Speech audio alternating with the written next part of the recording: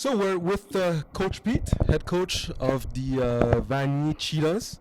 We started our episodes with j'allais dire actualité, avec des nouvelles d'actualité là, with the news, football news that's been going around these days. We were speaking with Mike earlier, but we can speak about it again still. About the, tu sais ce qu'on disait tantôt là? Au civil? Non, pas au civil, l'autre affaire là. La COVID des joueurs. COVID, mais le civil, moi, on va parler aussi, là. Ouais, civil. De la NFL. The NFL announced this week that if there was une éclosion, the COVID in your team, and the game couldn't be played, you would automatically get a forfeit game. Right. And both players of both teams wouldn't get paid. Seems like they're trying to corner people to get vaccinated. What do you think about that rule? Do you think it's too severe? You know what? I kind of really don't want to get into that too much. All I can say is that I think it's a freedom of choice is something that's part of our democracy. But I can understand the other end of it where, you know, health obviously takes precedent over things like that.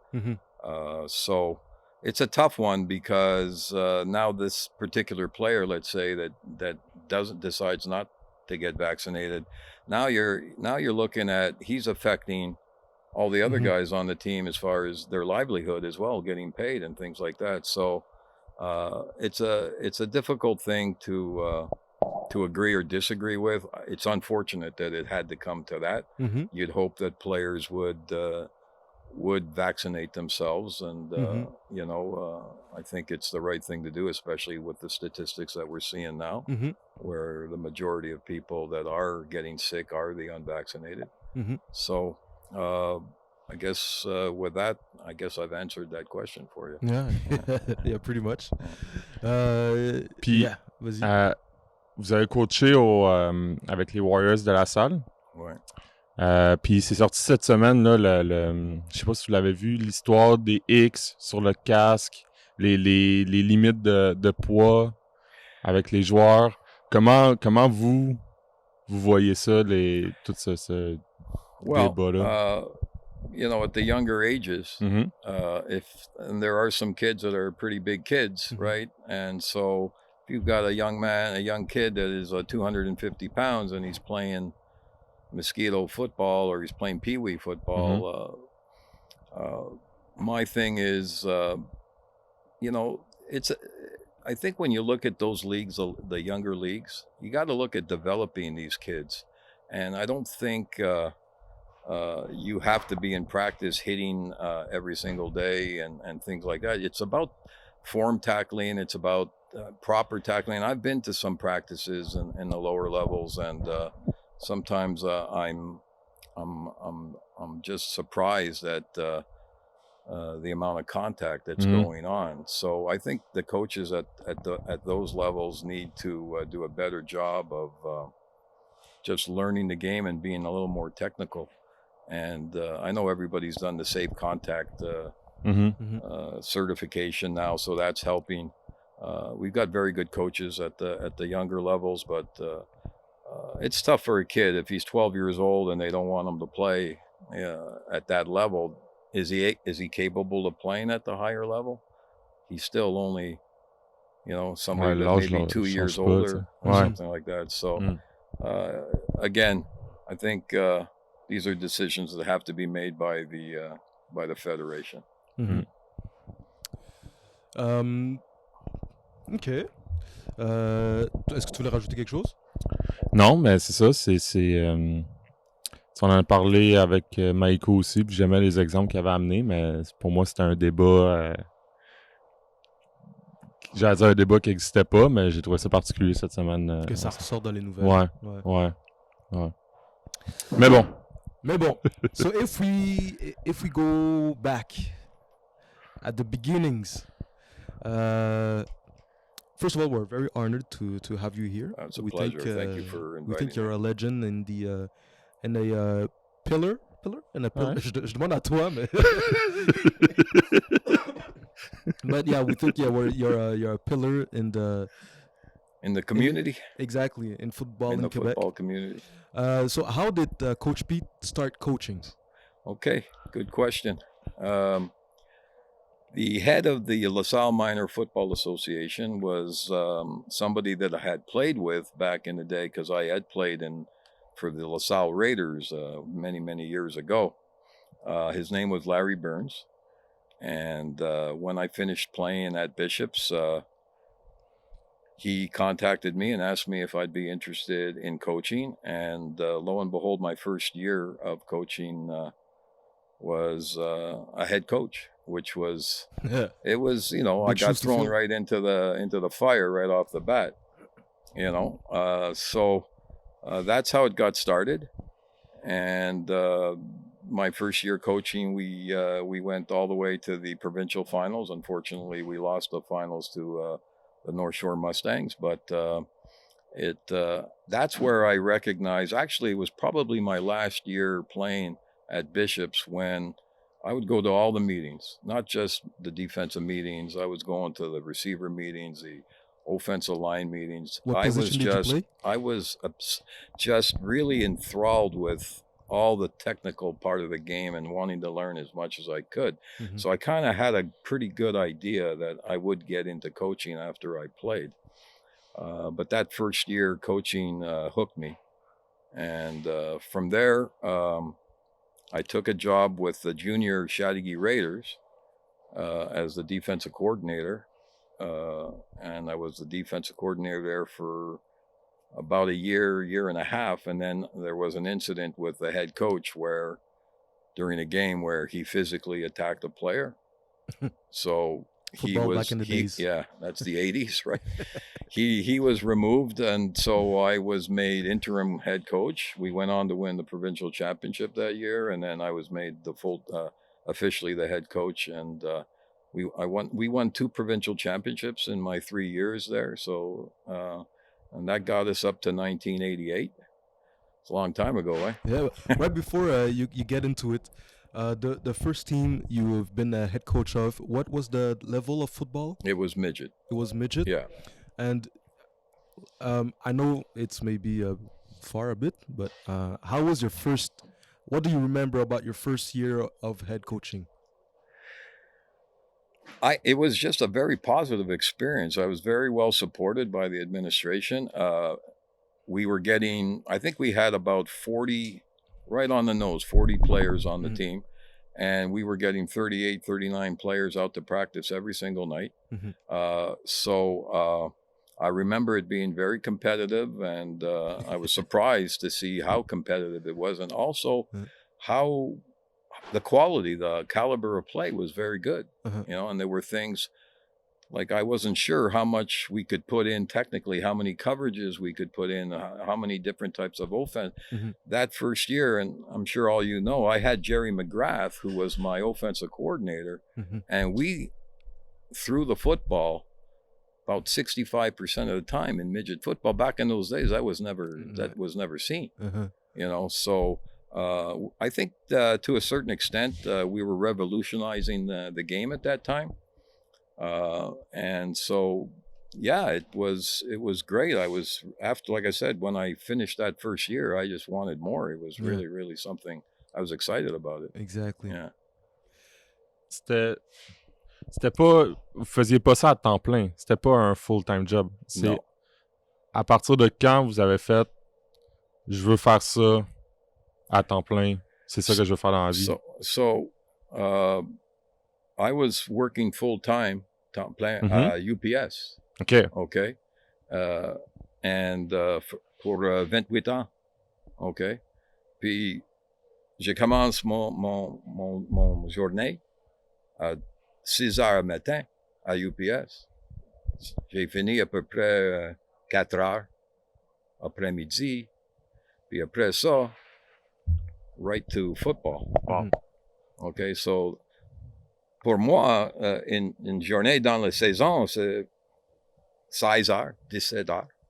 You just have time to go home, sleep, have a shower, eat something, and go back to bed and start again. So Écoute, quand j'ai commencé le coaching, I think I was 26, 27 ans. You can get away with it. Yeah. Mhm.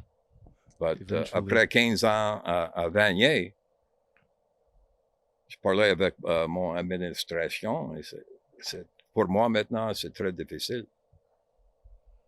Pour travailler les deux Exact. jobs. Ah ouais. Okay, so that's when je pense mon première année à temps plein Mhm. était 2017 à Vanier. Ah ouais. Ouais, Wow. ouais. Ok. That's, Ça, c'est incroyable quand même. Depuis... quelquefois, j'ai parlé avec les jeunes entraîneurs and they want, I want more money, I'm looking for a full-time job. Like, hey, when I was the defensive coordinator at Concordia, okay, dans les années 90, 10, 11, 12, on and on. You know what I made?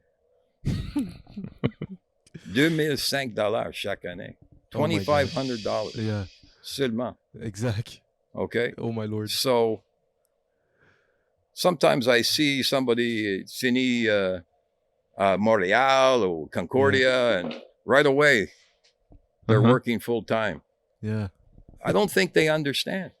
yeah, exactly. I don't think they understand how they got it too easy. I think you have to pay your dues in this job. There's so many things you have to learn. I'm not the same guy. Quand je commence à midget à la salle, c'est pas la même chose maintenant. I mean, if I was the same person, I wouldn't be coaching today. You have to change. You have to learn. Yeah. The coaching in profession. Mhm. Okay, that's all. That's the way you have to look at it. It's a profession. You have to learn your trade. Just like you're an accountant, a lawyer, you have to go through all the steps if you want to have success. You just can't go, je finis mon carrière à Concordia ou à Laval, et maintenant je commence temps plein. No, go down to the lower levels, learn, give something back. Give something back to the sport that was so good to you. Instead of taking so Yeah, early.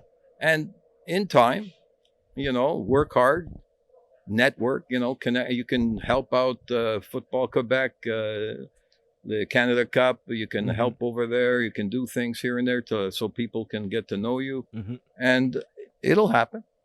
But it doesn't have to happen tomorrow. Learn your trade. Pay I your think dues. people are trying to go too fast. That's the way it is today, right? I think with the internet, with everything, that the way the world has changed over the last several years, everything is now. Yeah. Instant gratification. Pretty much. Yeah. Wow. So that was cool. If we go back, so we can try to stay on the chronology. So when you go to when you get with the...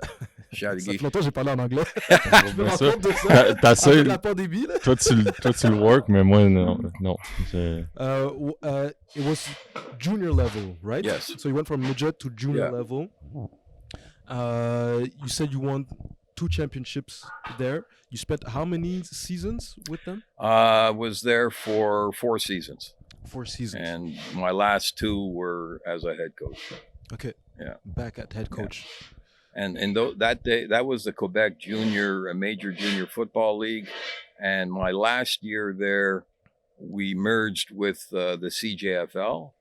And when we won the provincial championship, we played the Burlington Tiger Cats for the Eastern semifinal. So it was another great experience for me. I was growing as a coach. I was learning.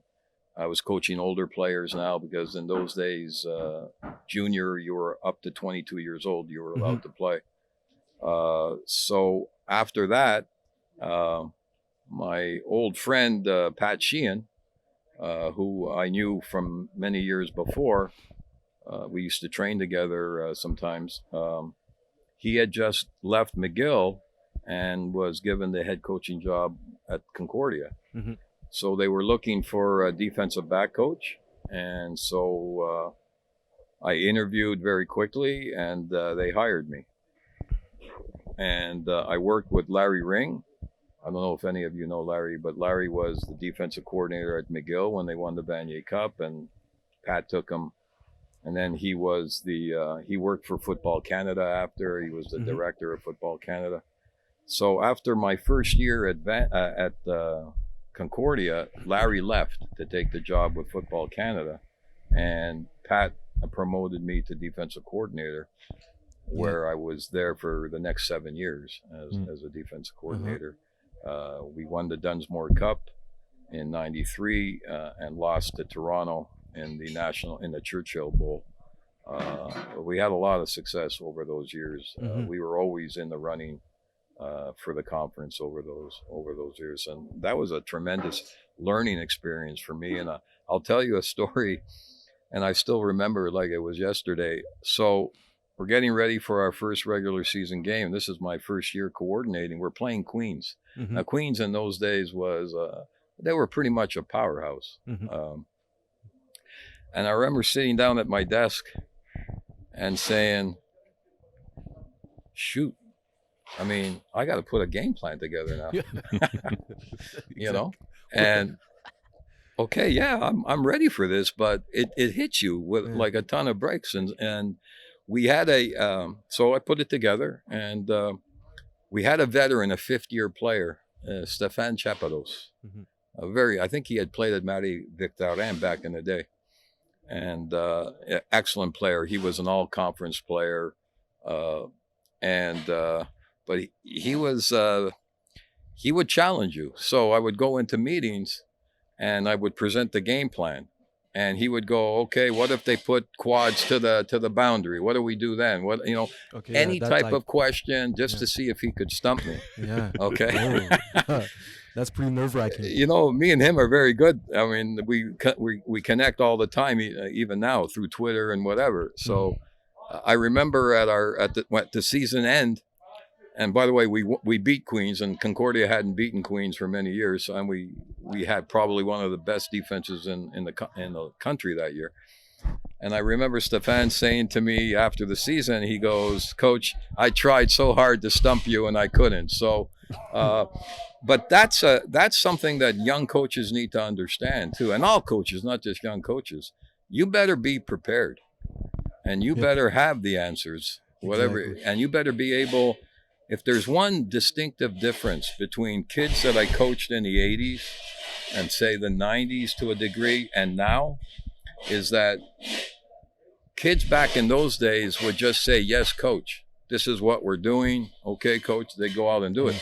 Now they don't do that anymore. They want to know why. They want to know why. And you have to explain, and this is good. This is not a bad thing. Yeah. And so this is very, very good. And I think that it makes us, the communication obviously is much better now than it was prior when I was first starting. But one thing I would say to any coach is come ready. Yeah. Have your practice plan. How could you come to practice without a practice plan? Exactly. You know what I mean? Yeah. And communication amongst all the coaches, like the defensive coordinator has to communicate well with all his unit coaches to make sure, because we're working on specific things every day in practice, and it has to all coordinate. It has to fit. So that's, I spent my 8 years there, and then I left to take a head coaching job with St. Leonard Cougars. They were in the Ontario Junior Football Conference at that time.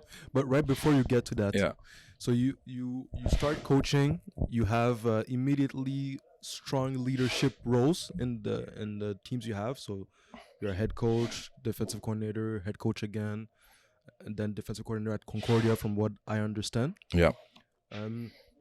What type at that moment, like those maybe like approximately 10 first years, what type of coach were you when you think about it now? I think when I look back at those days, I mean, I was a detailed guy. I was always a detailed guy. That's the only way you're going to have success. But I think I was abrasive. Okay, and that's what's changed with me when I'm dealing with my players today as opposed to back in those days. Keep in mind that they were older. You know, they're not the same age that I'm coaching now. No. They've made their final decision on where they're going to go. So you're not dealing with that. And they're much more mature. But I think if there's one thing that, and I'm going to explain something too to this, one thing that probably that I've changed over the years is that I've become a much better communicator with my players and a little more tolerant sometimes of things, as opposed to I was not. If you came on the practice field and the game plan, and we were working on a specific coverage or front or pressure, and you made a mental mistake, now it was not pretty. I would just come after you really, really hard. But remember the hat that I was wearing. I was wearing the defensive coordinator hat. I was not wearing the head coaching hat. And I had a head coach that was much softer and a good communicator with the players. So I felt that I could be that way. You know, good cop, bad cop. Yeah. Okay. So that's why I believe that I had success there, because I was able to be that kind of person. I was not mean-spirited. I didn't, you know, but I mean, I really put pressure on these kids to, you better come to practice ready, because I'm not going to tolerate mental mistakes. So, but when you're now that I'm dealing with, you know, they're coming to me at 16, turning 17, they don't know a lot of things either. So you have to, they don't have a lot of football experience. So you have to understand, you got to start from step one, the basics. And, you know, they, you know, I'll get things like, for example, training camp. You know, we'll give them a training camp schedule now, and the player will say to me, "Coach, I can't come to practice tonight because I have driver's ed." Okay. That's you know, the most common one. Yeah. And Well, the most common. I say, well, didn't I give you this schedule like 3 weeks ago so that you could put yourself together? Yeah, coach, but it's you know, so you know, I tend to be able to deal with that much better now than I did in years past. But you have to say to yourself, but you know what I've come to understand is it's a work in progress with these kids. You can't just expect that they're going to understand First day the commitment level, all the things that's going to happen over a period of time. Yeah. You know, so you got to sometimes just go, all right, you know, and say, okay, all right, but don't miss again. And, you know, we're going to talk about this. And, you know, as the years go on and they get into their second and their final year, they learn. Yeah. I will tell you a funny story that a parent said to me when I've been at Vanier for a few years, and this player was in his final year with us. And the parent said, "Coach, I got to tell you a funny story." He said, "My son came home and said, you know, Coach Pete is so different now. He was like, I was afraid of him in his first year, and now he's cool and this and that." And we laughed because it wasn't me that changed. It was him. He grew up. He grew up. I was the same guy, right? Yeah. But they see you in a different light as they grow older. They understand. Yeah, and they still think that I'm the one that's changing. Exactly. You know, and we had a good laugh about it. But that, you know, that's exactly what coaching CÉGEP is about now. I mean, you could have a 300-pound offensive line across the board, but if you're not able to build that as a team and an understanding and being able to communicate with these kids and know, most importantly, you got to have their back. Yeah. You know what I mean? Yeah. You know, and I think that's why I've been able to last all these years, because, yeah, I am demanding, as I believe every coach should be, but I'm also understanding, and I'm there for these kids. Whatever problem they have or whatever they need, I'm not going to say, well, go see such and such. No, I'm going to take care of their problem. You know, so that's how I feel about that. Wow. Pierre? Non, Je ouais, c'est le genre de... Tu sais, des fois, on se parle, là, puis c'est le genre de fois que j'écoute, puis Ouais, c'est ça, exact. Là. C'est ça. C'est comme s'il y avait un écran, puis t'étais un spectateur. Moi aussi, un peu. Mais, OK. Donc, on a fait un moment à Concordia, coordinateur défensif. Puis là, après ça, on arrive à Saint-Léonard. C'est ça que j'ai compris. À Saint-Léonard pour 2 ans. Puis ça, Ça, c'est très difficile pour moi. Midget aussi, hein? Midget again? Non, c'est junior, junior. dans le CGFL, Okay. de Ontario. Les 2 années à Saint-Léonard, c'est très, très difficile pour moi parce que I was used to coaching kids that went to school. And now I'm coaching kids that are workers. Travaillent sur les journées and they love football and they're going to play football. And for some, they tried to go to school, but they had no success at school because they weren't disciplined enough to do the things you need to do. So that was a very difficult thing for me because I couldn't coach the way I wanted to coach. I couldn't put in the systems I wanted to put in because I knew they were not going to study their playbooks. They weren't going to, you know. So they had too much other things on I liked my experience there. I'm not saying no. And you know, Tony Adaluca Sr. was tremendous. He's a great man, and he worked very, very hard to put that program. And they had a lot of success after too. You know, but I didn't enjoy it. I didn't enjoy dealing with the players. Okay. And not that they were bad guys, they weren't, but they just weren't committed to football the way I was committed to football. Okay. So I left there after 2 years. We did get to the championship game and lost to Windsor. That ended up, I think they won the Canadian Championship that year. So we had some good players. Hugues Beauchamp was a player that actually went to the Rouge et Or after that was there, and we had a few other guys that were very good. But after 2 years, I told Tony, I can't do this any longer, and so I left. And that's when a good friend of mine, Ray Gagnon, who was the head coach at Vanier at the time, contacted me and asked me if I wanted to be the defensive coordinator there.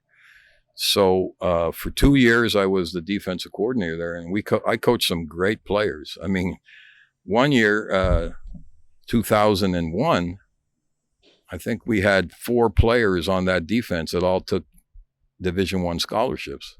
Oh, Adrian Davis there, had Sean Main there. Can't remember. It escapes me. We had Jeffrey Webster there, so we had a lot of really good players. Yeah. And dans this match, we gave up 51 points sur toute la saison. Wow. Okay, that record is never going to be beat. Do you think we so, we were that good. Yeah, exactly. Yeah. So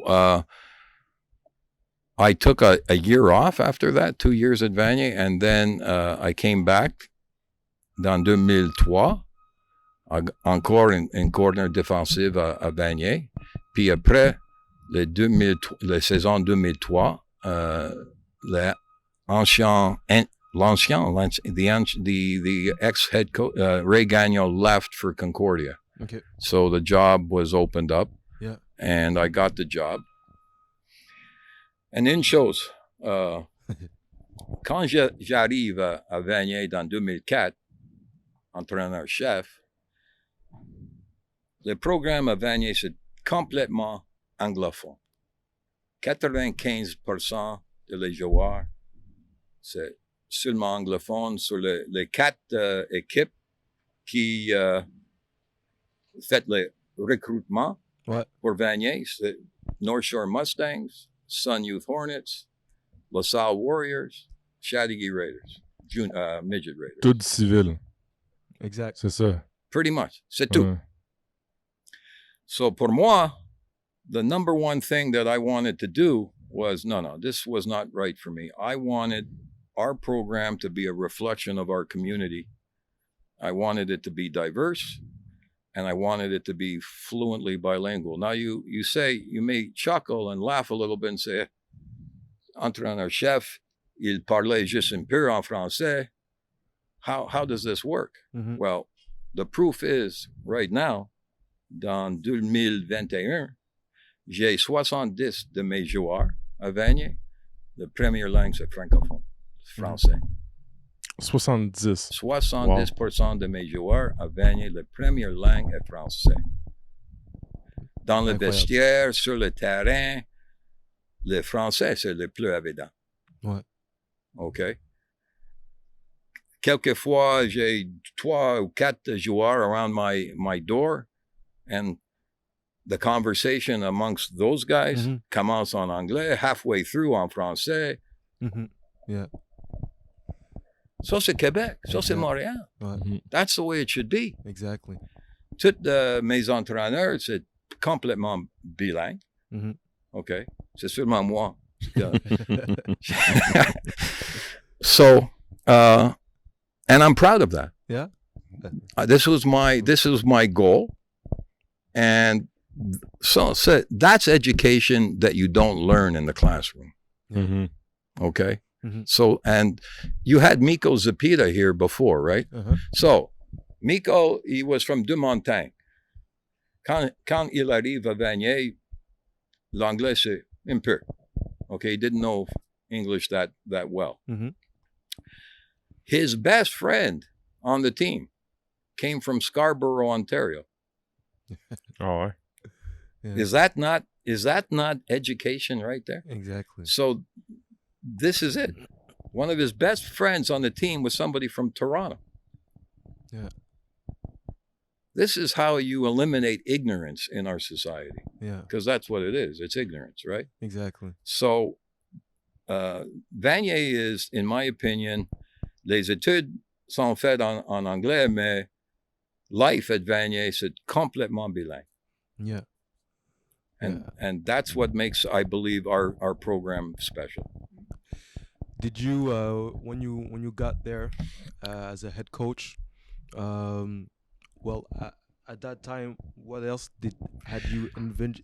Well, what I saw was the problem at Vanier, and they hadn't won there for 17 years, was that the players were there just to try to get a scholarship to go to the NCAA, because the previous coach was pushing that narrative. Mm-hmm. Now, we still do that, but it's not the primary thing that we talk about when we're recruiting players. So I can remember early practice in training camp, one of the players had a friend that was in the stands filming practice or filming a game for himself. But we have our film guy. But he wanted film just for him, specialized for him. Just for fun, film with with not a cell phone. There's no cell phone. No, in those days it was a video. Yeah, exactly. Yeah. So he would. Exactly. So this was what was happening. So when I got my first meeting with all the players, I could see that there was a cultural problem at Vanier. My first meeting, 80% des joueurs, il dit à moi, mais CVM, he said so this. CVM does this, because at that time CVM was winning the Ball d'Or almost every year. Yeah, exactly, right? every other year. So psychologically, they were already defeated. Mm-hmm. Mm. Yeah. So what I had to do is I had to bring in leader guys with strong personalities. And I had to make a distinct decision. We were going to be different from them. The way we approached the game, the way we handled the academics, the way we recruited, the way we spoke to them. CVM was here, Vanier was here. 180% are completely different. What? That was the only way that I could make sure that I was getting the type of player that I wanted, but also the players could see the difference and decide, yeah, I like this environment better, or I like that environment better. Mm-hmm. Okay, so that was what I did at the beginning. And it was, believe me, when they say growing pains and culture change, there was a lot of pushback. from the veterans in their first year. Mm-hmm. They didn't like it. Did you have a lot of players quit? No, I had a lot of players that I cut. Oh, yeah, okay. You actually cut? Yeah, they didn't quit. I cut them. Oh, yeah. Yeah. You're not going to be required here. Yeah. Thank you. And that was mon premier année, c'est 2004. And we were 4e place. And we lost in the first round of the playoffs. Mon deuxième année à Vanier, we went all the way to the Bowl d'Or. And we lost a game that we could have won against CVM dans 2005. 2006, on gagnait le Bowl d'Or. 2007, on gagnait le Bowl d'Or. 2010, 2012. Okay? And the last 3 years, we've been to the Bowl d'Or twice, now that I've become full-time again. You know, I started full-time in 2017, and we were the finalists, and 2019 encore finalists. Yeah. A little bit disappointed with that, but you know, it's a again, I had to take the program. It was here, it had come down a little bit, and now it's moving back up in the right direction. How vas-y Pierre. J'allais dire, quand vous êtes arrivé à Vanier, qu'est-ce que vous regardiez pour engager un coach? Bonne question.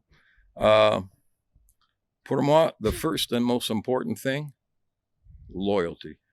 Okay. It's a tough business, if you want to call it a business. You can't worry that somebody is putting a knife in your back, right? So loyalty, and if you look at my staff right now, most of my staff are anciens joueurs de moi. Okay? Because they know how I work, they know what I expect, and also I trust them and they trust me. So that's number one. Without that, you're not going to be at Vanier very long. Okay? And then obviously, you have to be good at what you do. You have to work hard at what you do. Yeah. And I'll be honest with you, you can't have success without great coaches. And I have my coordinator, offensive coordinator, Joe Kolzak, is to me one of the best in Quebec.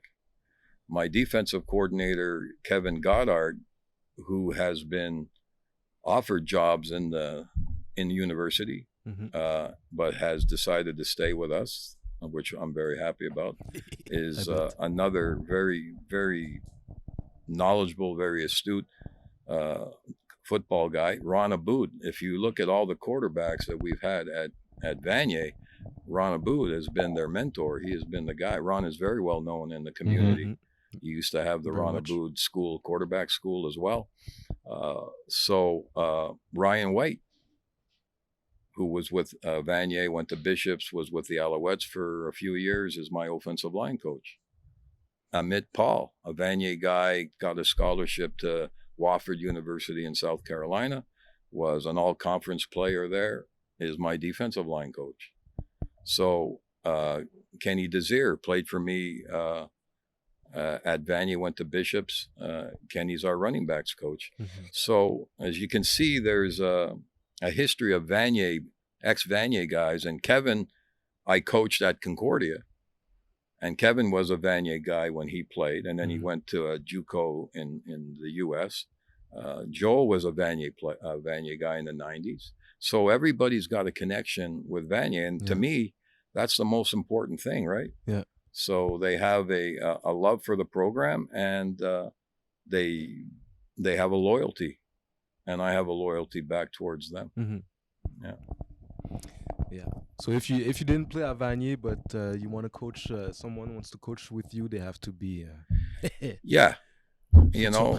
Yeah, and I've had enough people like call me or send me their CVs, and I'll do an interview, and sometimes I say, I don't think this is going to fit. Not that they're not going to be good coaches. I just don't think, because it's got to fit. The personality has to fit. Everything has to fit, you know. And the most important thing is they got to work well together, right? No ego, no ego. So, and I'm very happy to say that the staff that we have right now is exactly that. And I'm not a micromanager. I give them the the platform on how we're going to do things, but I let my coaches coach. I mean, I'm a head coach, I'm the linebacker coach, and I'm the special teams coordinator. So I got a lot of things that I'm dealing with every single day. So I have to put my trust, like my offensive coordinator, I trust him with everything. And, we'll talk every day and we'll go over everything A to Z, but he's in charge of the offense. Yeah. He's going to run it, Since you've arrived in the head coach position at Vanier, how would you describe the culture you try to put on the team, and how it's if it has, in what way evaluated? Yeah, the way it's evolved. Yeah, evolved. Thank you. Comme les Pokémon. You guys got good questions, I'll tell you. We try. Yeah, exactly. We try to be excellent at all the phases of your student life at Vanier. So from an academic end, yes, we have support for them and things like that, but we expect that they're going to put in the effort, and if they do struggle with a particular course, we'll get them the necessary help.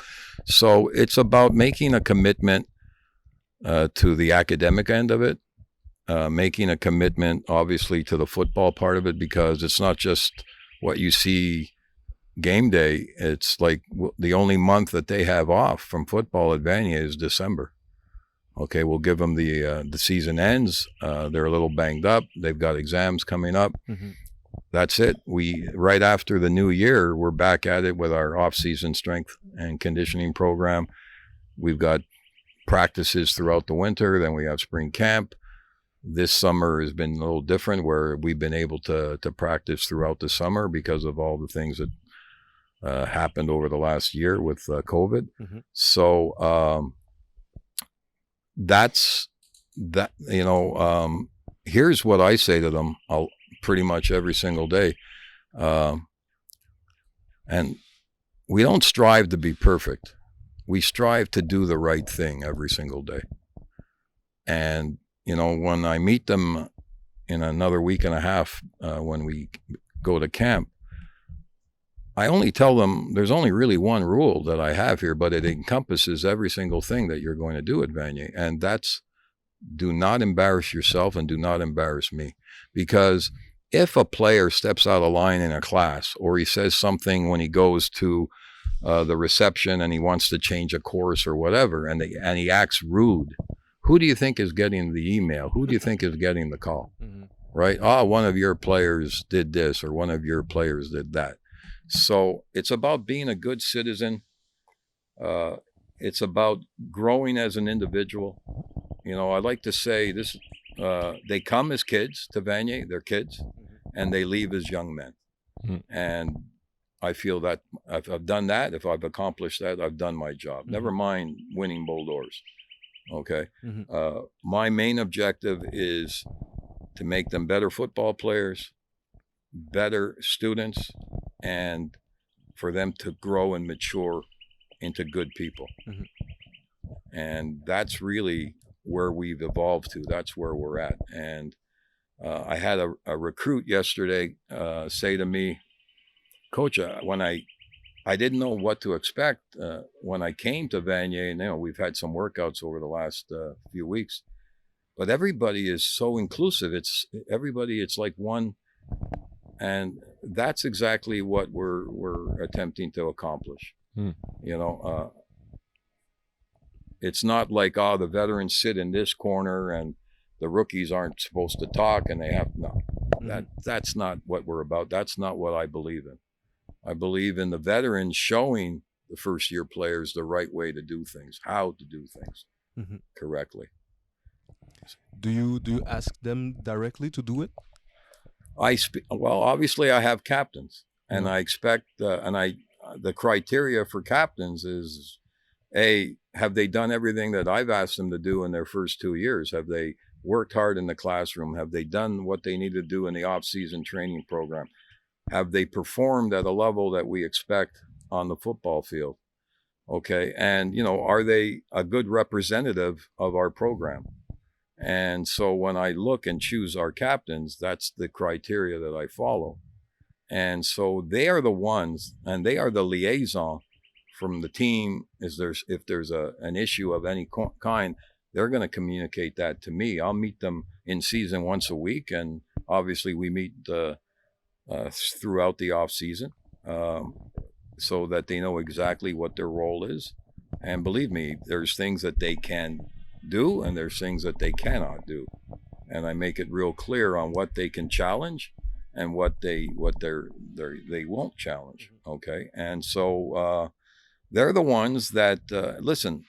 Without great leadership, you're not going to win. I don't care how good a coach you are.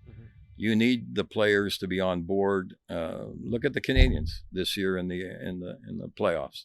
That was a team that sacrificed and played as a team, and yeah, at the end they didn't get to where they wanted to, but they had a tremendous amount of success, and the young players learned along the way. And that's exactly what we're trying to do here, is that we may not win the Bull d'Or every year, but the experience was a positive thing, and the young players learned a lot and are going to be able to carry on that tradition as we move forward. Vous coachez les linebackers aussi. Ouais. Est-ce qu'il y a une séparation entre Coach Pete, Coach linebacker, puis Coach Pete, good question. head coach? Of course, yes. Oui. There is a difference. As a unit coach, I'm going to encourage them, and I'm going to pat them on the back. And, if they make a mistake, I'm going to correct them, but I'm not going to be all over them unless they make the same mistake 5 times. But you're right.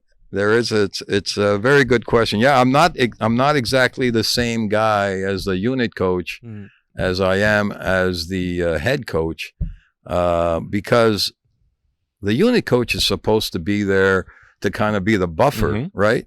So I think, I think it's good for them. I know that they enjoy it. I do, I pressure them to perform. That's for sure. But I'm their unit coach, so I'm there to help them and to correct them and to encourage them. What's the toughest part of this job when you're doing linebackers and a head coach is game day, because there's so many other things that I'm dealing with.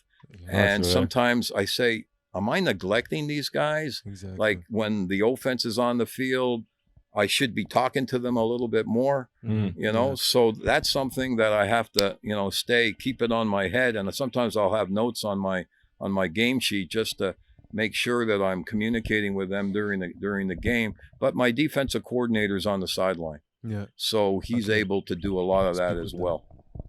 But très bonne question. Mais vous êtes capable de, Oui. De faire la différence, puis les joueurs, ils comprennent que, OK, là, c'est Coach Pete, head coach qui me parle, ou là, c'est... Parce que je pense... moi, je me pose beaucoup de questions par rapport à ça, tu sais, puis en plus, vous êtes aussi coordonnateur, tu sais, les relations avec les joueurs, puis que les joueurs comprennent à la fin d'une pratique, quand vous parlez à tous les joueurs, puis que ces linebackers-là comprennent, OK, là, c'est le head coach, c'est pas mon coach de position qui me parle. Oui. C'est tough. En tout cas, moi, je trouve ça tough. I think they get a preview of what I'm going to say to the team. Okay. So I think that they almost they get a little bit more. I think a fringe benefit of being with you, the linebacker coach, and the head coach being the linebacker coach, because they're hearing things that I'm saying to them that I'm going to say the same thing to the team sometimes. Yeah. So they're getting a preview of what I'm going to say. Yeah. The other thing that I think helps is dans le recrutement. Okay. Quand I'm recruiting a linebacker and I say, well, I'm recruiting you, I like you, and I'm the head coach, so nobody's going to tell me who's going to play. Exactly. And I'm coaching the linebacker. So I think from that perspective, and if you look, we've had a lot of great linebackers, Brian Harlamina, Kian Harlamina, You know, we've got Keyshawn Bradley right now, Byron. Charles Dumont right now. That's part. Darren Karema, who is at Carleton right now, but did get an offer to an NCAA scholarship. So we've had a lot of great linebackers. Xavier Willette, who came from Les Triolets de Sherbrooke, who was a great linebacker for us. So I think it's helped us in recruiting, because I think kids feel comfortable that the head coach is also the linebacker coach. Yeah, yeah. Vas-y. J'allais dire, est-ce que vous regardez dans peut-être plus de leadership à cette position-là? Ouais. Parce que justement, ils sont un petit peu plus. Yeah. Ouais. Traditionally, your linebacker, because of the position, Ouais. is one of your leaders. Okay. So yeah, it's important, and we do have one of our captains this year, Keyshawn Bradley. Charles Dumont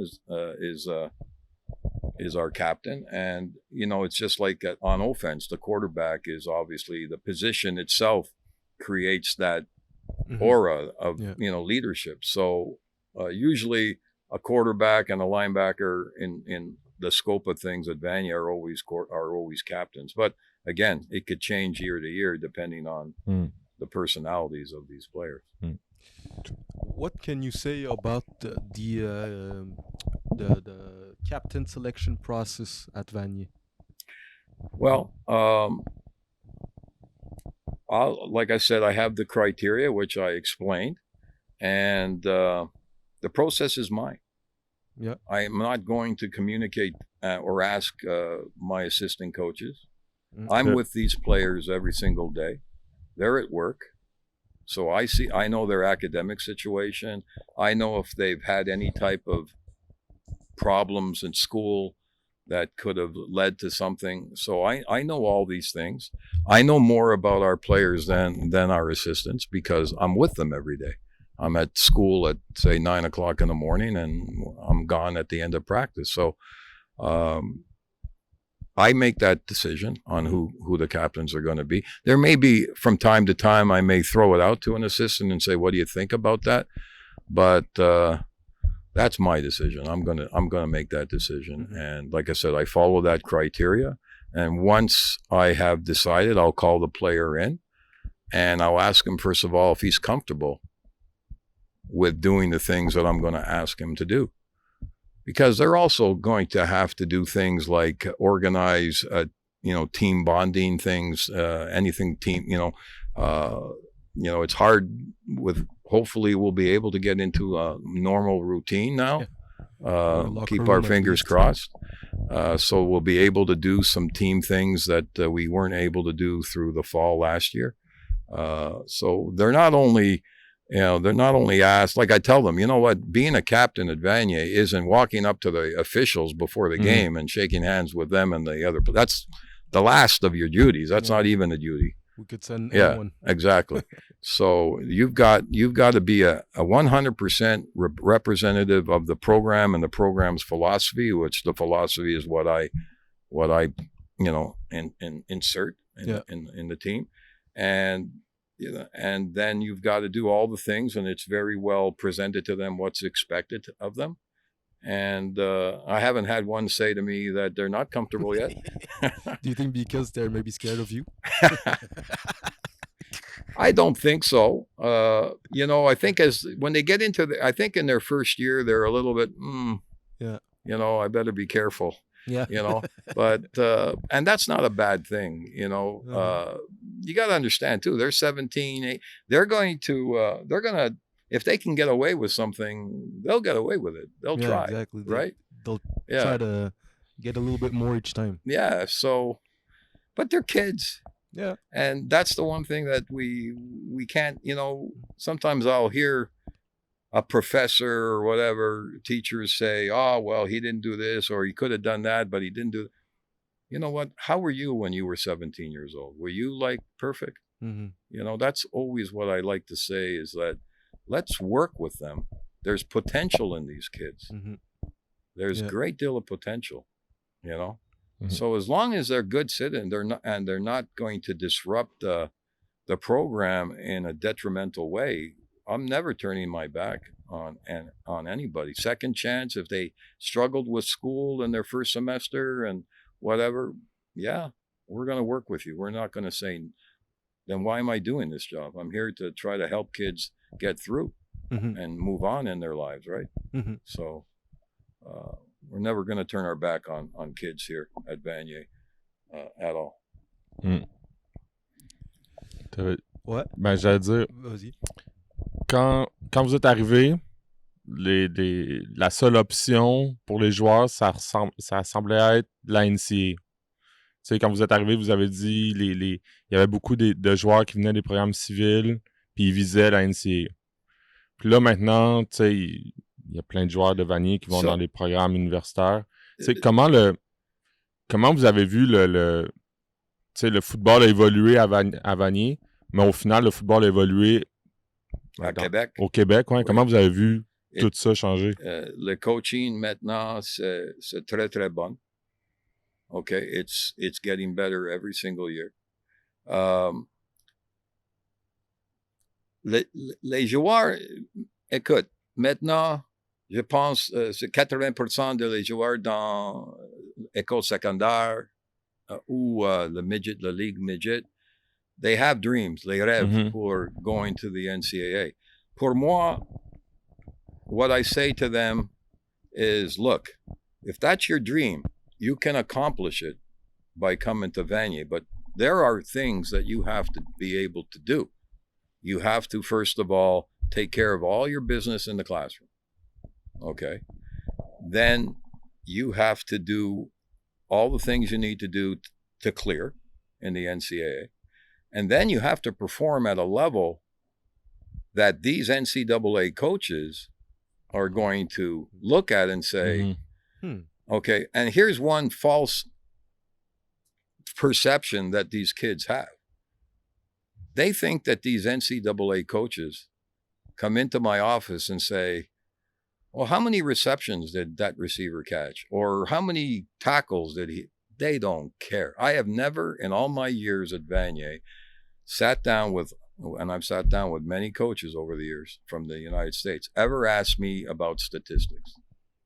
Okay. It doesn't matter. You know what the statistic that they're looking at? How Great. Tall you are, how big you are, how fast you run. We had a coach, I was watching film with him. He was looking at a linebacker. This was a few years ago.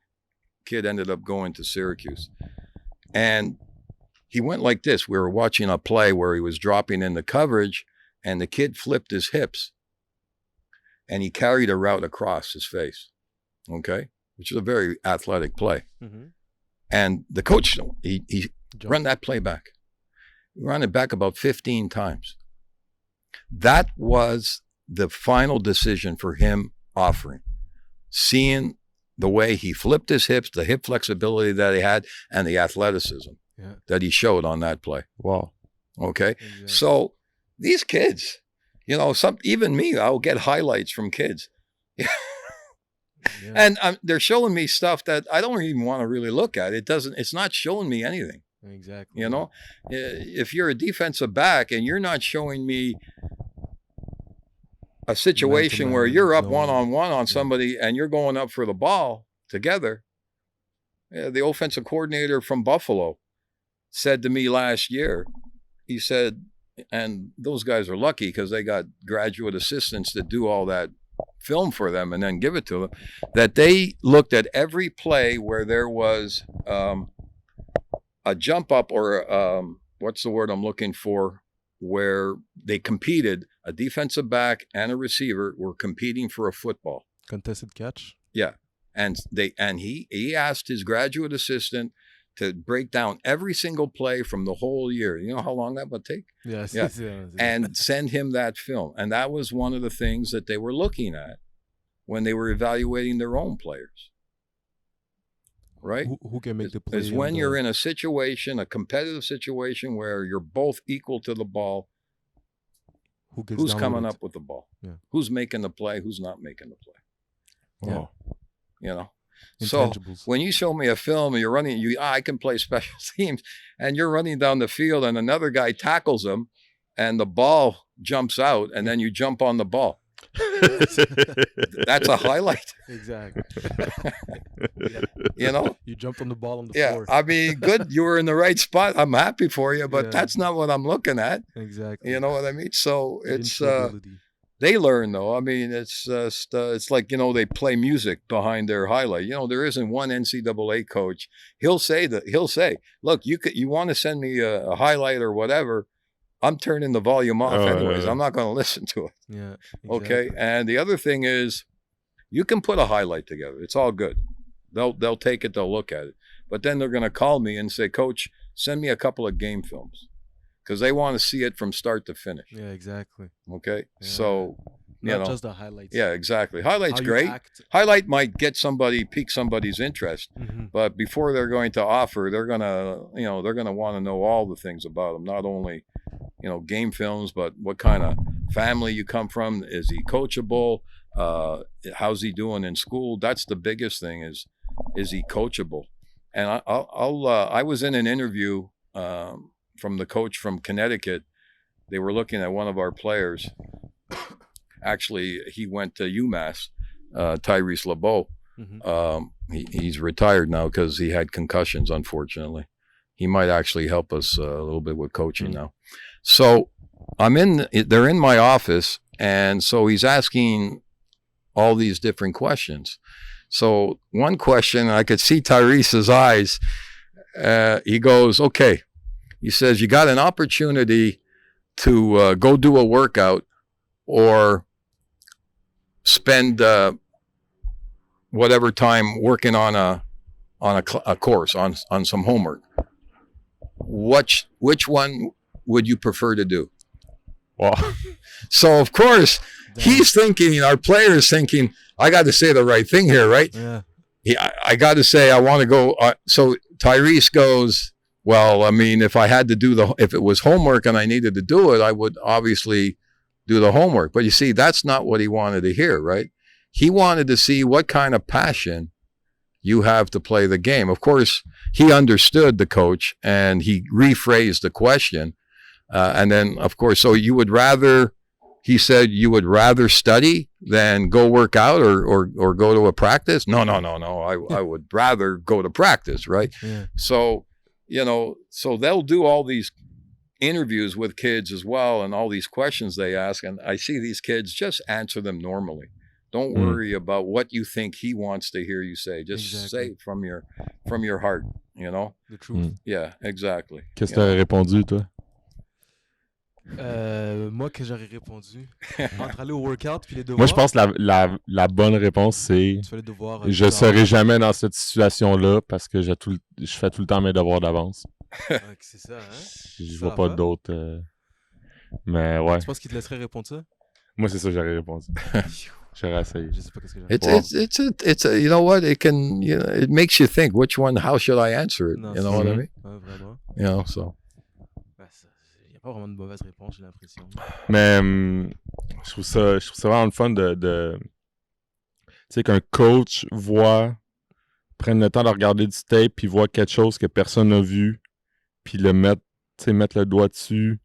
Ça fait que, tu sais, des fois, on dit à nos jeunes, joue tes jeux tout le temps à 100%, mais tu sais, j'allais dire le classique, là.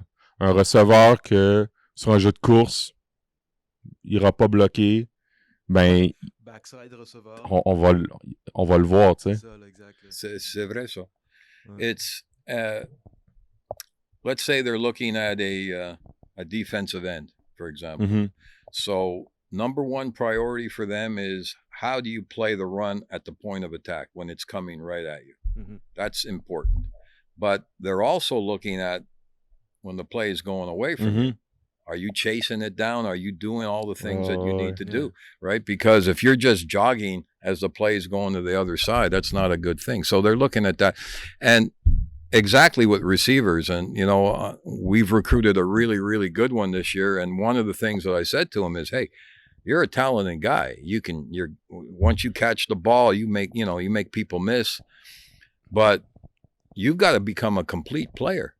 And being a complete player means you've got to be able to block, right? You've got to be able to, when you're not the primary guy, you've still got to run your route and make that defensive back believe that it's coming to you. You can't be lazy when you're not the primary receiver, and then run your route hard when you are, depending on whatever concepts we're running. So, and that's the toughest thing to make these kids understand, believe me, is that because they all want to be heroes, right? They all want to be stars. You know, but Puis aujourd'hui, ils veulent le shine, là. Je veux dire, aujourd'hui, on veut poster des clips sur... ben oui. Yeah. But, I mean, if they're going to become the player that they envision themselves to be, they have to work. You have to give something. It's easy to work on the things that you're good at, right? Yeah. You got to work on the things that you need to improve upon if you want to be that player, you know. If you think about your favorite players, you don't have to name them, but I'm sure you have an image of your favorite players in your head. What quality you think they all have? What kind of players do you like? Leadership. Yeah. Tremendous leaders. All the guys that like stick right now, when you just asked me that question, that came to mind, the one characteristic that they all had, and didn't matter what position they played, was they were great leaders. They were able to bring the team together. They were able to keep the team together if we were going through adversity, and you're going to go through adverse times. It's just the nature of the game, you know, and work ethic that came along with that, right? Because I did have a player, and he went to the CFL, and he did very, very well when he was at the university ranks. I won't say where because maybe guys will figure it out. But he was in his senior year, and this is probably the only time that I've kind of allowed this.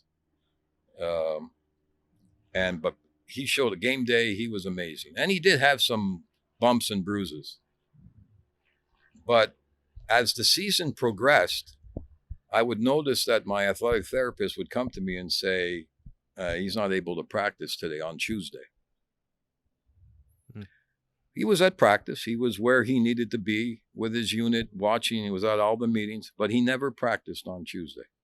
And as it progressed, I kind of knew to myself that he was just on his own initiative taking Tuesday off. But I said to myself, you know what? I'm not going to disrupt anything. We're on a roll. That was a year that we won the Bull D'Or. And by the way, he was amazing in the Bull D'Or game. And I said, because he's performing at such a high level, I'm not going to disrupt anything right now. I'm just going to the team seems to be all good with it. Nobody's complaining about it. He might have, you know, a sore ankle or whatever, but he could have practiced if he really wanted to. But for some reason in his head, he was at the point where he felt he needed Tuesday off psychologically. And I think that's what coaching's about too. Right? Because it can't be just black and white. Yeah. And I'll tell you a story and you'll understand why it can't be black and white when I was a player. So when I saw the situation and I said, I'm just going to let it go. It's okay. He was out there on Wednesday working. He was out there on Thursday working. He never came to me and asked me, you know, hey, coach, you know what? I'm a little banged up. He obviously went and saw the trainer. But I could tell that he was taking Tuesdays off. About halfway through the season, he had decided in his head that he was going to take Tuesdays off. Now, a lot of coaches might say, you got two sets of rules. No, I don't. I do not have two sets of rules. What I looked at is I looked at the situation that we're in, the way he's performing. He's a third-year guy. He's not a first-year guy. I've already molded him into what I needed to mold him into. And he's still got the okay from the athletic therapy, who, you know, ultimately they make the decision. I don't make the decisions on health. But I could have easily gone over to him and kind of pushed him to practice if I wanted to. Are you really hurt? Yeah, and I didn't. And I'm going to tell you a story. When I was playing, because I transferred from Concordia to Bishops, after my second year. The coach there was a guy named Skip Rochette. I don't know if you guys remember him or not. So he had a rule. It was the Wednesday rule. If you weren't on the field on Wednesday, you could not play on Saturday. That was his rule. Coaches should stay away from those types of rules. Those are not smart things. So what happens? We get into late in the season, and our best offensive lineman who had got banged up the week before can't practice on Wednesday. Yeah. So now what does he do? You see, we only found out about this as players after. So because secrets always come out. Yeah. So what does he do? He calls in another offensive lineman who would have been taking his spot that week.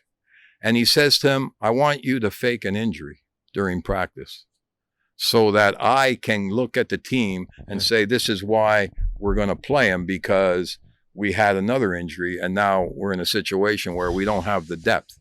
Okay? So he had to put himself in a position where he was lying to the team. Yeah. Because of his obviously didn't last all that. He never won. Yeah. Right? So, and he had a lot of players, and I left because I couldn't play for him. Yeah. So a lot of players left also. So you see what I mean? Yeah. So these coaches come in beginning of the training camp. I got 100 rules. You're just asking for trouble. Yeah. Yeah. So any young coach out there or any coach, I'm telling you right now, stay away from those kind of rules because it's going to bite you, you know where. Exactly. Yeah. Wow. C'est ça, des règles, Quand tu mets une règle, tu es obligé de la respecter. Puis si c'est un automatisme là, de si, ça, c'est... Ouais, je comprends. Ça peut devenir contraignant. Yeah, it's like, exactly. You don't want to put yourself in a corner. Yeah. Ouais. Exactly. So, no. Like I told you at the beginning when we spoke, I got one rule.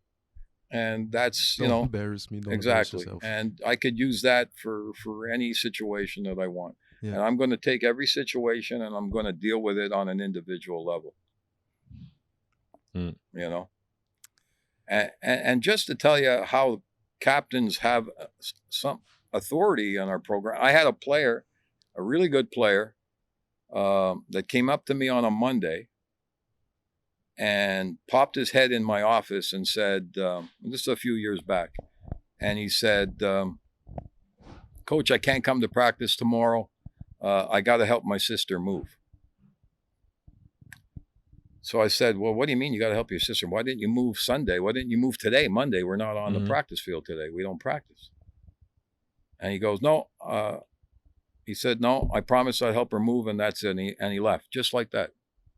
So I called the captains in, and I told them the story. And I said, he's not playing Saturday.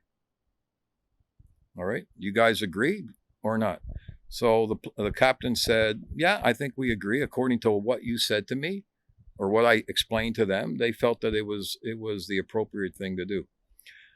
So obviously the player didn't explain the whole situation, because the next day the captains came into my office and they said, Coach, the only day his sister was able to move was Tuesday, because I can't remember everything, but there were things that happened that weekend, and the only day she could get the truck was that day. I'm the only family she has in the city. My parents are living outside the city. I have to help her. So that information came back to me. The captain said, Coach, you got to reconsider. This is what happened. So I said, well, why didn't he communicate that to me? Because if he did, I would have said, fine. Yeah. So I brought the kid in, and I talked to him, and I said, yes, of course you can take tomorrow off. I mean, it's your blood. It's your sister. You have to help her. Yeah. I didn't know the circumstance, but you didn't communicate that. You just said, I'm not coming to practice on Tuesday, and left it at that. Yeah. So that's the empowerment that our captains have. I'm willing to discuss any decision I make on anybody. If I've disciplined the situation, yeah, come in and we'll talk about it. And if you're right, and I'll correct it. Est-ce que vous êtes capable de voir quand il y a des jeunes qui rentrent, lui, dans 2-3 ans, ça va être un capitaine, ou en d'autres mots, est-ce que le leadership, ça peut s'apprendre? Est-ce que ça peut être enseigné? Yeah, the leadership has to come from the veterans. Okay, I don't expect a player in his first year to be able to lead our football team because he hasn't been in the program long enough to understand what's expected. And these guys in their third year, they've been through all the battles, right? And they should know by now that what the expectation level are, and I'll just shut this off. No problem. I apologize. No problem. On est avec Coach Pete, head coach, légendaire head coach de Vanier. Mais ça veut dire le choix du capitaine est primordial parce qu'il va montrer le leadership au prochain aussi. Fait que si une année, je sais pas, vous choisissez un capitaine puis c'était pas le bon, là, mettons, là, ben, tu sais, ça a des répercussions sur plusieurs années. I'm not fully following. Like, what he's saying is when you're choosing your captain, that decision has a lot of repercussions on the other incoming classes of Vanier athletes, to the point that if it happens that the captain you choose is maybe not be the right one because we're not perfect, that also can affect the other classes in the future. Yes, it can, and that's why you have to be very careful, and you have to feel very confident about your decision. But like I said, as much as that criteria that I follow, I also have to feel comfortable that player, and this is exactly what I say to them, to be honest with you, they have to be an extension of my philosophy. Mm-hmm. They've got to be able to preach the same word. Mm-hmm. And here's the thing that I notice is that if I'm talking to them, and I'll say some things to them that I won't say to the whole team. Like, and I handle the captains differently. For example, I will never, if a captain did something on the field that I was not appreciative of, or I didn't feel he came prepared, I would not call him out in front of his teammates, because you lose face, right? Mm-hmm. You lose that credibility if I do that. Mm-hmm. So he'll be brought into my office and we'll have that conversation. Gladly, I haven't had to do that very often. But it's really their personality. And you have to know, too, I've spent a lot of time with these kids. I've got to know them very well over their 2 years at Vanier. That's why I don't choose captains very rarely. I think I've only done that. No, I've only done that once, where it was a second-year player. But it's always going to be a senior, a third-year player at Vanier, because I know them so well that I feel very comfortable that they're going to be able to, whatever I ask them to do, that they're going to be able to do it in the manner that I expect. So, very good question. But luckily for us, anyways, we haven't really had a situation, but that could turn out very negative, for sure. You know.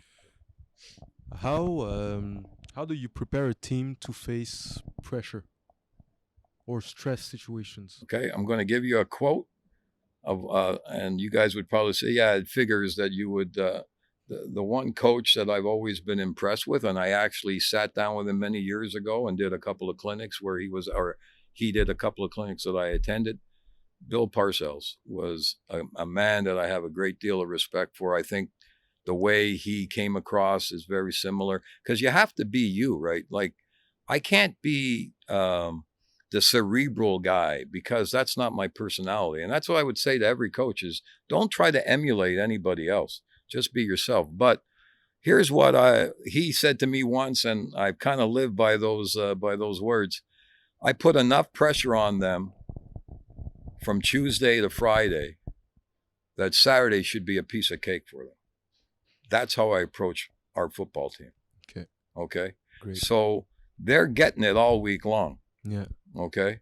Now, obviously, I do it in a much different manner than I did when I was at Concordia. But at the end of the day, they also know that they got to come on the field and they better know their stuff, because there's going to be accountability, and that's what it is. They're going to be held accountable if they're not prepared. And we as coaches do a lot of things. We'll have meetings with them, unit meetings with them, huddle things. They do film reviews at Vanier. So there's a lot of things, the mental part of it, where they've got to even hand in a written report, every Friday.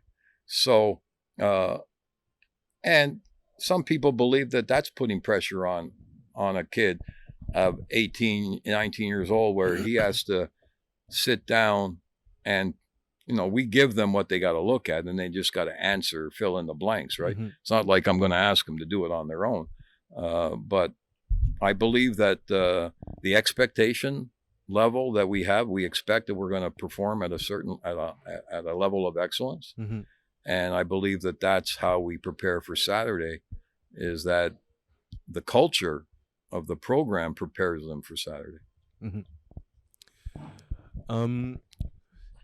You've mentioned earlier that making a mental error is would trigger you, if that's a good word. Yeah. What are other no-nos? Selfish penalty, unnecessary roughing penalty is a selfish penalty. And I had a really good player that's at McGill now, and he came to us and he was a little aggressive and would take some of those penalties. And so he sat during the game. I would just pull him. And, in his senior year, he didn't have any. But it's something that I think the officials would kind of chuckle, because, I'm pretty aggressive against I'll complain to officials. That's just my philosophy is, and I'm not saying they're bad or they're wrong. I'm just saying that's my personality. I'm going to challenge them on some things. But unnecessary roughing penalties they're unnecessary. There's no reason for that. It's a late hit or a hit out of bounds, something like that, right? I just won't accept it. And they'll sit. They'll be pulled, and depending on the situation, it could be a quarter, it could be a half, it could be the game. It just depends on where we're at and what situation are we at with this particular player. And other than on the football field, is there other no-nos, absolute no-nos with you? Not going to class. Not going to class. If not going to class will get you. You won't play on Saturday if it's an ongoing issue. It's just, it goes against my beliefs. Yeah.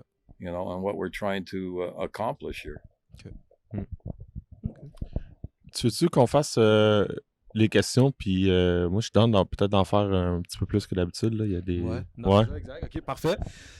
Fait qu'on va passer à la dernière portion de l'entrevue, le dernier quart. Habituellement, on a toutes nos questions sont en... You want to ask them? Ouais, exact, ça je vais faire. Fait que c'est ça, c'est des questions qui sont pas nécessairement liées au football. Si vous voulez y répondre avec le football, il n'y a pas de problème. OK. Donc c'est ça. Je commence. Je te laisse les traduire. Tu me laisses les traduire. Ah ouais, parfait. Ouais. Je pige. Get a good one now. J'y vais. Première question.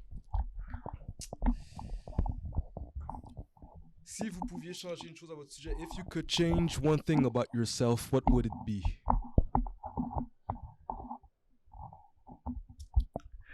I think just a little more patience. Yeah. I think that's something that is always, how they say your strengths sometimes also are your weaknesses, right? And your character. So I am a very passionate person. And so, but I've learned to control it, but still, it's something that I could still, at my age and all the years of experience, you can still always improve on something. So I would say that I know that I've got a 24-hour rule now before I do any type of, decide any discipline against a player. I'll take 24 hours to just think about it. It might have been an emotional situation. So That would be it. And that also is, I wish that I'd be a little more patient when dealing with officials as well. You know, but I don't apologize for that. I love it. Great. Cool. So we'll go with another question.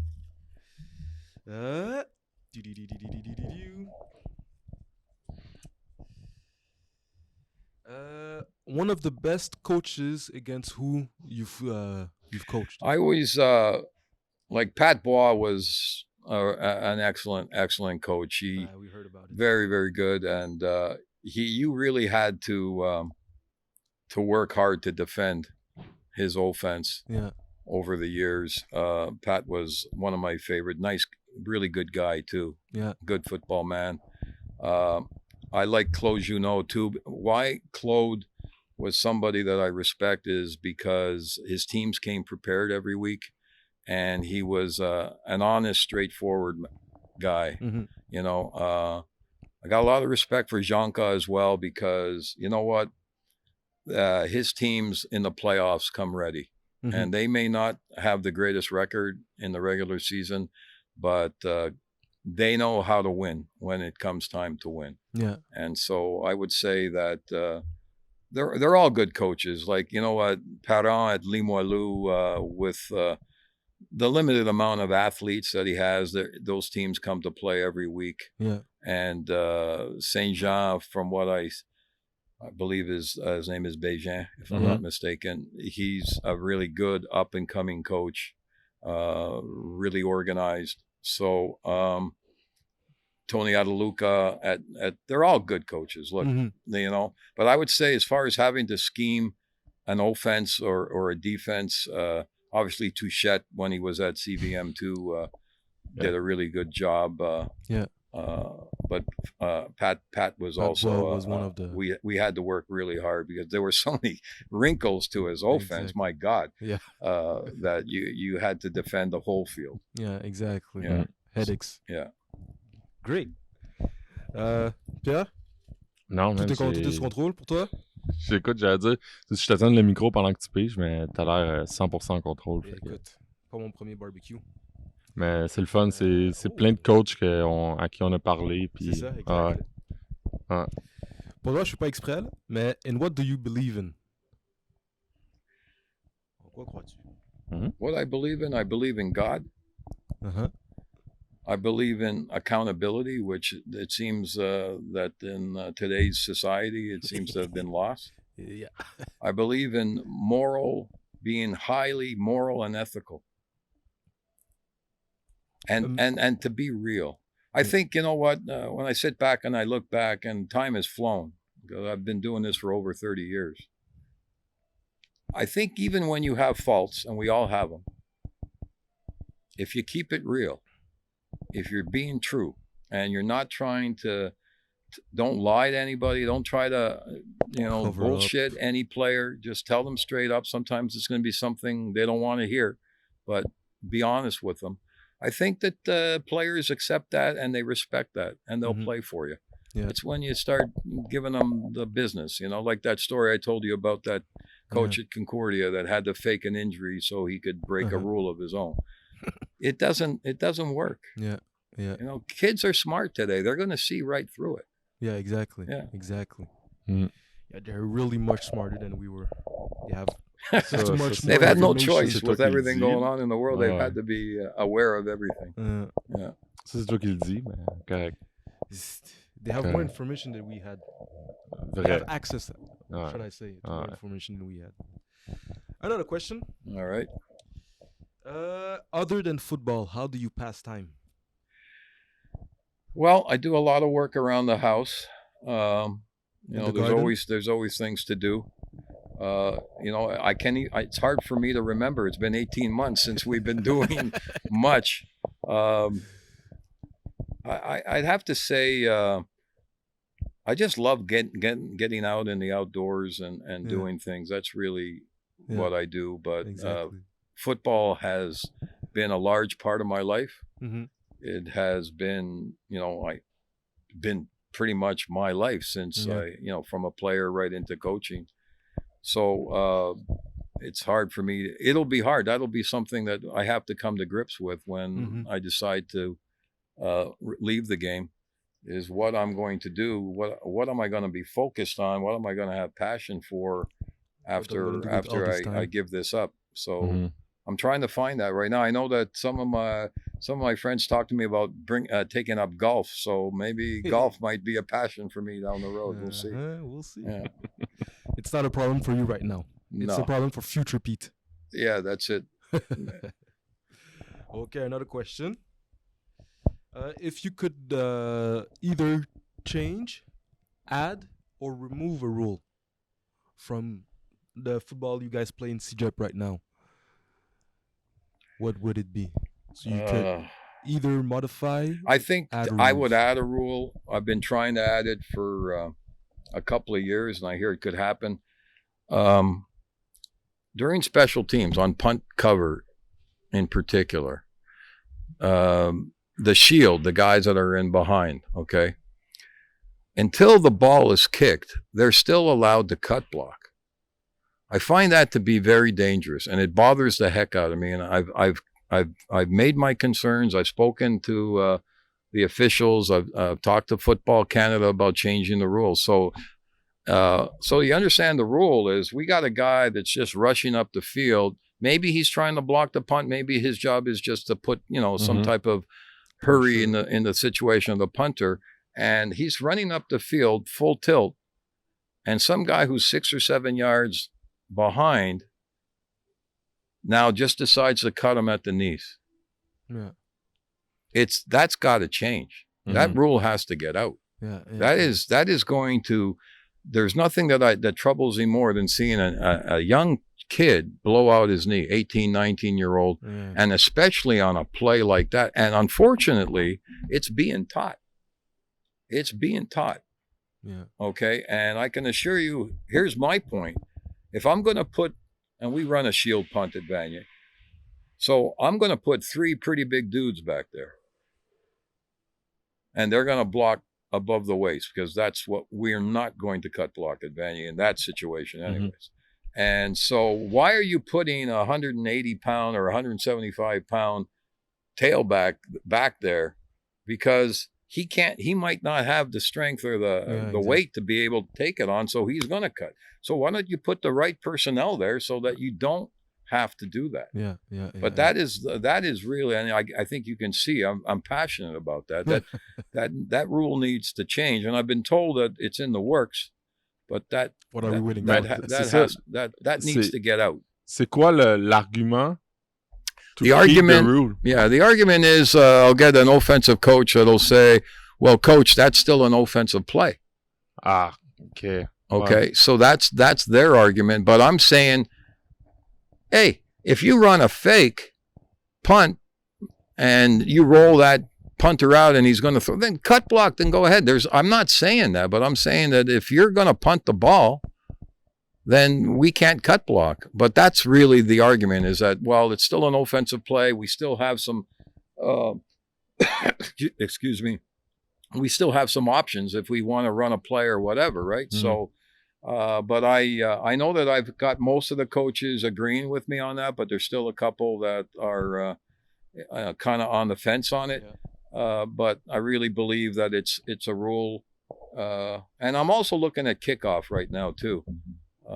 If we can remember the XFL from a couple of years ago, not necessarily have to be exactly like that, but running down the field for 40 or 50 yards, there's a lot of chance there could be some injuries there. So I'm almost thinking we should eliminate kickoff, just put the ball on the 35 or the 30, and let's just scrimmage from there after a touchdown. We're not in the business of selling tickets, right? We've got young kids on that, and that's a high risk. I had a player that got a concussion whose career ended on the field one Saturday afternoon. He got blindsided on a kickoff. He was covering a kick and he got blindsided, and his head hit the ground, and he never played football again. So I don't think that rule is going to pass but it's something also that I've been trying to get out of the game. Yeah. We'll go for another question. One of your favorite games you've coached? The 2012 Bull D'Or, because I believe that both teams, we won that game over Lennoxville. I believe there hasn't been either team, our team in 2012 or their team in 2012. I don't think any team that's won the Bull D'Or since has been as good as those two teams. Oh, yeah. They were Big tremendous. statement. It was a battle. It was a war. Mm-hmm. That was by far, because it wasn't one team playing so well and the other team not playing well. Both teams played very well. Yeah. And we just got lucky and got a few more points on the board than they did, but they were marching down the field late in the game to try to win it. Yeah. So the 2012, we had some great players. They had some great players. I think that the Bull D'Or in 2012 by far is the one game that I'm always going to remember as far as the caliber of the game. It was a high level game with the championship at stake. So it was. That's the one I'll remember the most. Great. Yeah. Wow. J'ai hâte de voir les. On a hâte au prochain match du Bol d'Or. On a hâte à la prochaine game collégiale. Ça c'est sûr. Ça c'est sûr. Do you have a favorite sports book? I do. Well, there's a couple. There was a book, and I don't know if you remember him. Well, you should remember him. Ken Dryden wrote a book, his first book. I know he wrote another one, because in that book, he spoke about, or he wrote about, the personalities of the team, and so that you kind of know where I'm coming from. I was about when the Canadiens were winning cups through the 70s. I was in high school, and in those days, you could get a standing room ticket for $10. And every Saturday night, sometimes I went alone, and sometimes I went with a friend of mine if he couldn't go. And I was at every Montreal Canadiens hockey game that was at the Forum through the 70s. I watched Lafleur. Lafleur was my idol. And Schutt and Savard and Dryden, Lapointe. And so when that book came out, it was just me learning more about those players. But I'll tell you something. I used to stand behind the Reds right on the blue line where the Canadiens would shoot twice. And the gates would open up at 6:40. And you would sprint. You would run like crazy to get to where you wanted to go. Yeah. And then you'd wait, because in those days also, that you guys probably don't remember, you young guys, game started at 8 o'clock. Yeah. So I was standing there for about an hour before the game even started. Yeah. You know, but it was worth it. So, yeah, the Montreal Canadiens, you know, they are a tradition in this city and in this province, and they're part of the culture. And I grew up loving them, and so that was the one book that I remember the most, sports book. Yeah. Wow. Great. Faut que je lise ça. Yeah, great, for real. Maintenant, si tu vas aller voir un match, c'est plus 10$, mais ça, c'est un autre Non, c'est ça, exact. Ça fait longtemps, je pense que c'est le hot dog. Ouais, même là. En fait, je pense que 10$, c'est le tip pour la bière. C'est ça, exact. Yeah. C'est ça, exact. Maintenant. Yeah, it's so true. Yeah, yes. What are you scared of? What is Coach Pete scared of? I don't have a fear of anything. I don't have a fear of losing. I think if there's one thing, I wouldn't say it's a fear, but it's what keeps me motivated is to put a successful, good team on the field every year. Mm-hmm. You know, it's something that I won't use the word obsessed, but I'm completely focused on. So that would be the one thing that it doesn't concern me, but that's what motivates me. It's not fear though that motivates me. It's the passion that motivates me. Mm-hmm. As far as anything else, 63 years old, I've kind of seen it all in my life. So there's no real fear. Yeah. Yeah. Okay. Wow. Maybe 3 other questions? Ouais, all right. 2, 1, 3, comme tu veux. Couple Je vais more. pas dire 3 parce que... Non, c'est ça, exact. Tu me connais. Ceux qui savent. What type of student were you, and what was your favorite? Well, Wow. now the truth is going to come out. So one of the reasons, a lot of recruiters that are yeah. listening. Well, it's not a secret because I'll tell recruits and I'll tell kids that might struggle academically. I was a very I procrastinated when I was in high school, to the point where, and in those days, you needed a 50 to pass, not a 60. Okay. So I was basically 50, 55 all the way across, to the point where I was unable to go to school in the daytime in my first semester of CÉGEP because my marks were low. I had to go to night school, and I went to the Champlain St. Lambert, by the way, is where I went. And I remember, and you guys are going to laugh when you say he's not very tall, but as much as football was a large part of my life at that time, I had a passion for basketball, and I was a really good point guard. And I asked the coach, hey, can I come and practice with you guys? I'm going to be in days in January, and he said, no, not until you get into school. Daytime will I let you practice. When you get in, come see me and we'll give you a shot. So that I learned. That was like a slap in my face. That's why when kids sometimes struggle at the beginning in CÉGEP, I'm much more understanding because I also lived that. But I ended up finishing with 2 degrees. Yeah. An exercise science degree at Concordia and a business degree at Bishop's. Yeah. So I learned from my mistakes. Yeah. All right. Yeah. And I use football as a motivating factor. But just like anything else, I'd have a good exam, and it would motivate me to do more. Oh, I got an 80 on this, or I got an 85 on it. So just like when you go out and play and you make a play, it motivates you to work harder and everything else. So as school went on, I learned to develop the study habits, and that's what we do at Vanier. Yeah. We're trying to develop their study habits, and we want them to understand that you got to use your free time efficiently. But that's why we give them a schedule, and we ask them to plug in the times they're going to be studying, and do the majority of your work during the day. If you have that understanding and sit in the front of the class, take proper notes, ask questions if you have to ask, and you will succeed in school. Yeah. It's pretty simple, right? Yeah, pretty simple. But it's not easy. Hard Yeah. for them to understand. The plan is good. It's executing the plan for these kids, right? That's the thing. But that's what I've been preaching that since I got there. That's exactly how we want our players attacking the academic end of it. Yeah. And knock on wood, we've had a lot of success academically, so we're happy about that. All right. Are you gonna take everything out of there or what? No. Two more. No. 2 more. The hardest part about being a head coach is being able to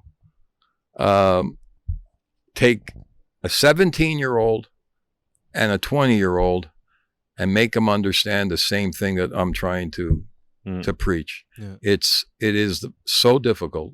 You really, it's sometimes, I don't have hair, so you could pull it right out of there. So I think that molding them into a team where they all are on the same page is the most difficult part. It's not the X's and O's. It's not some of the immaturity that you're going to see from them from time to time. It does get frustrating sometimes when you see a kid that's not going to class, but overall, that's the toughest part of the job, is taking 17, 18, 19-year-old kids and making them understand how to do things, the right way of doing things. Yeah.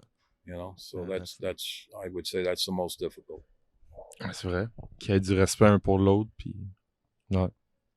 Last question from du dernier quart. Nice. How do you celebrate a victory? Depends on the victory. But, I mean, at Vanier, we don't celebrate that much. If you're talking about a regular season game, if I can use a quote from Barry Sanders, and I think my philosophy is the same. He was once asked why he doesn't celebrate when he scores a touchdown. He just hands the ball to the official. And his reply was, I don't want anybody to think that I don't expect to get into the end zone. I expect to get into the end. So why would I celebrate? So if it's a bull door, we're going to celebrate like crazy. Yeah. And I think if you've watched any of our games, you'll see it. We'll win a football game, regular season, whatever. It could even be winning a semifinal to get to the bull door. I'm not going to say we're not happy about it, but you're not going to see an over exuberance or an over celebration. That's just not going to happen, because the ultimate goal is to win the championship. Yeah. Where I can tell you, when teams have beaten us, it's sometimes you got to wonder, because it's like I'm looking over across the field and it's like, did they just win the bull door? I mean, yeah. So that's the other thing. Everybody, I say it to our kids, sometimes for some programs, beating Vanier is their season. Mm-hmm. And that's the challenge that we have, is that we've got to be ready to play every week and play to our level, regardless of who we're playing. Yeah. And that's that. When you ask what's the toughest, that's also the other challenge. Whereas, because kids, they're, kids, oh, well, they're only 2 and 5. So we, no, Yeah. First of all, anybody can beat anybody in this league Yeah. on any given day. That's a fact. And the other thing is, do we want to play down to their level, or do we want to maintain that level of excellence, right? Exactly. So, but kids are kids. Oh, they lost by 40 points to this team, and we beat that team by 20 points. That's how they think. Classic. Oh. Yeah. So that's coaching, man. I mean, that's why you got to stay on these guys. And I guess how you handle that is you never change the way your practice week goes. Doesn't matter if you're playing the Bull D'Or. It doesn't matter if you're playing the first place team or the last place team. Your practices have to be consistent, and you have to have the same approach. Because if you go out there and we're playing the last place team, and I go, well, you know what, our game plan's only 1 page this week, and I'm joking around with the players, what message am I giving them? Mm-hmm. Right? So that's the challenge, is for us to play at our level every single week, at the level that we think we should be playing at. To end this episode, I'm going to ask you to finish my sentence. I'm known as Coach Pete, and I am not what you think I am. He is also head coach of the Vanier Cheetahs en division 1 au cégep. Je vais recommencer à parler un petit peu en français. Thank you very much for your time. It's been a pleasure. It's been great. I really enjoyed it. I appreciate you guys. Thank you. Yeah, we enjoyed it also very, very, very much. Like Pierre says often, I was really like a spectator listening to you. I sometimes forgot that I had to ask questions. For real. But yeah, Pierre? C'était plus que le fun. Tu sais, ça fait un bout, là, ça fait longtemps qu'on fait des épisodes comme ça, puis je me répète encore une fois, là, puis le monde va me trouver fatigant s'ils se rendent jusque-là, mais tu sais, on te...